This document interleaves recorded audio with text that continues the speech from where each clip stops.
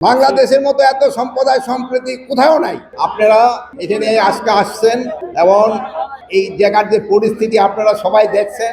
আমাদের যে অ্যাডমিনিস্ট্রেশনে যারা জড়িত ছিল তারা কিন্তু এবার খুবই ভালোভাবে কাজ করছেন এবং ভালোভাবে কিন্তু এবার যে এই যে একটা পবিত্র কাজ যেন সবাই ভালোভাবে সম্পাদন করতে পারে এটার জন্য তারা ব্যবস্থা করছেন। আপনারা সবাই জানেন এই পুরানো ঘটনাটা আমি আপনাদের বলতে চাই না, যেহেতু এখানে গোসল করার পর সবাই কিন্তু পবিত্র হয়ে যায়। আমি আশা করব এখানে গোসল করার পর আপনারা যে পবিত্র হয়ে যাচ্ছেন এটা সবসময় এটা বজায় রাখবেন, এটা যেন পবিত্র যেন আপনারা সবসময় থাকেন।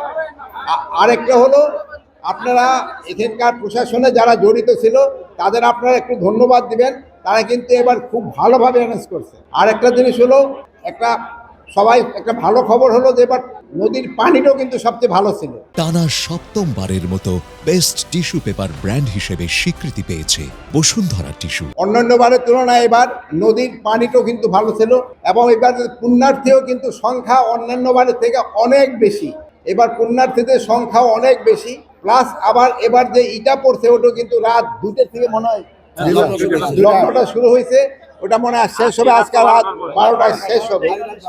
এই সময় যে আপনারা সবাই খুব ধৈর্য ধরে আপনারা সবাই এই পুণ্য স্নানটা করে নেবেন, সবাই ধৈর্য ধরে করবেন এবং আমাদের সব ব্যবস্থা আছে এখানে। কোস্টগার্ড, নৌ পুলিশ, সেনাবাহিনী, আমার অন্যান্য আইন শৃঙ্খলা বাহিনী, আনসার, ম্যাজিস্ট্রেট সবাই কিন্তু এখানে আছে।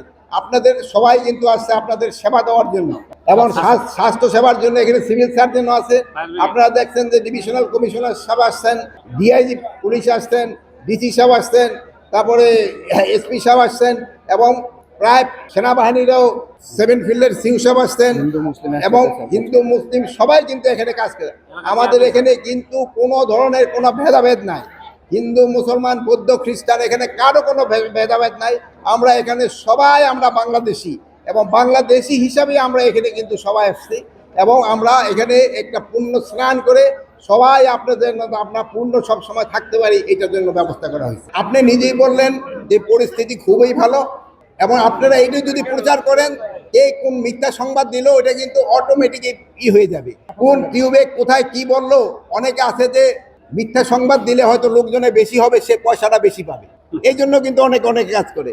বিদেশি মিডিয়াও হয়তো আমাদের দেশে যাদের সাথে সম্পর্ক ভালো তারাও অনেক সময় চায় যে একটা মিথ্যা সংবাদ দিতে, বাট আপনারা সত্যি সংবাদ দিয়ে তাদের এটা আপনারা কাউন্টার করবেন এবং তাদের সেই সময় তাদের মুখে চুনকালি পড়বে। আর আমি আশা করব আপনারা সত্যি সংবাদ দেন।